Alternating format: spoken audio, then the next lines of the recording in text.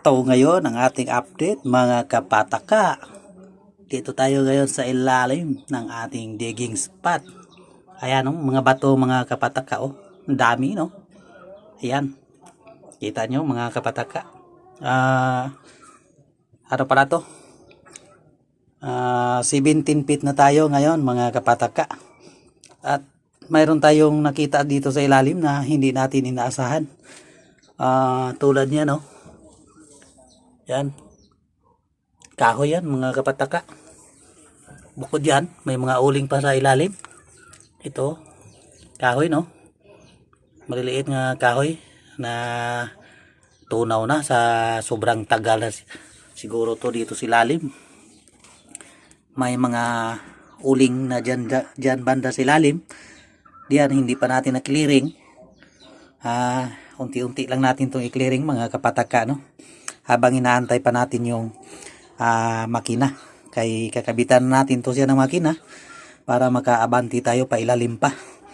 Ipahigop muna natin to sa makinang tubig na ito para mas makita natin lalo yung nasa ilalim kung ano yan sa ilalim. Kasi dito talaga dumiditik ang ating gamit. Yan mga kapataka. At tuwang-tuwa naman ang aking mga katim. Nagpataka-taka lang kami. At ito nga pala ang pinaka dabis nga treasure marking nga ating nakita dyan sa ilalim mismo mga kapataka. Doon sa pinakailalim nakapa natin to. Walang iba. Ito mga kapataka kita nyo to. Yung hinahawakan ko. Yan. Bakal ito mga kapataka. Maliit na artifacts ng bakal. Diyan mismo sa ilalim natin na kuha yan kasama sa mga uling at kahoy. Yan. 17 feet na tayo Yan ang update natin ngayon mga kapataka.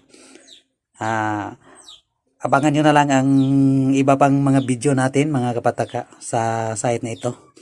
Magandang araw sa lahat sa nagtiwala sa ating pagpataka-taka.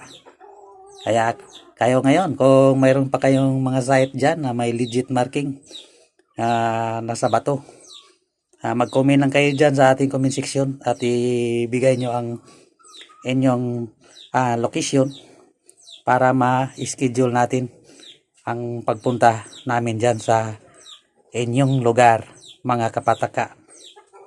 Kay may prediction tayo ngayon mga kapataka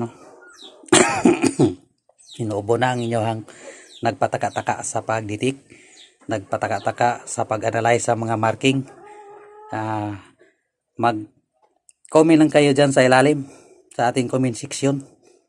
At paki-subscribe na lang din sa aking YouTube channel, ang Pataka TV. Ilagay nyo lang ang inyong location sa kung saan kayo banda dito sa Pilipinas para ma-schedule natin ang pagditik sa inyong lugar dahil may prediction tayo mga kapataka. Okay, magandang araw sa lahat.